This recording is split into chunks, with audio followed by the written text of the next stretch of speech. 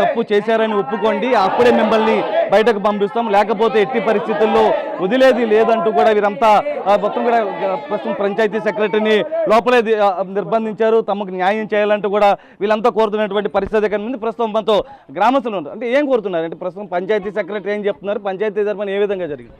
Panchayat secretary గారు 2025 April నెల 14వ తారీఖున అంబేద్కర్ జయంతి తరఫున గ్రామ సభ జరిగిందండి. ఆ గ్రామ సభలో రైతులందరూ కూడా ఏకకంఠంతో మాకు ఆక్వా జోన్ వద్దు, మాకు చేపల చెరువులు వద్దని అని చెప్పి తీర్మానం చేశారు. అది పంచాయతీ సెక్రటరీ గారి తీర్మానాన్ని వేరే రకంగా మార్చి దొంగ తీర్మానంగా ఆక్వా జోన్ కోరుకుంటున్నట్టు దొంగ తీర్మానం చేసి మా దొంగ సంతకాలు పెట్టించి తీర్మానాన్ని పాస్ చేశారు.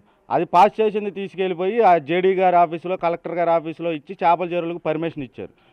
మేము 3 రోజులు మట్టి కలెక్టర్ ఆఫీస్కి, జేడీ ఆఫీస్కి చుట్టూ తిరుగుతుంటే మీ పంచాయతీ నుంచి మీకు తీర్మానం వచ్చింది, దానివలన మేము ఆక్వా జోన్కి పర్మిషన్ ఇచ్చామని చెప్పారు. అసలు మేము గ్రామస్తులు, గ్రామంలో ఉన్న పంచాయతీ ప్రెసిడెంట్లు, నెంబర్లు ఎవరో కూడా అది ఆక్వా జోన్కి పర్మిషన్ ఇవ్వలేదు, సంతకాలు కూడా పెట్టలేదు, తీర్మానం జరగలేదు.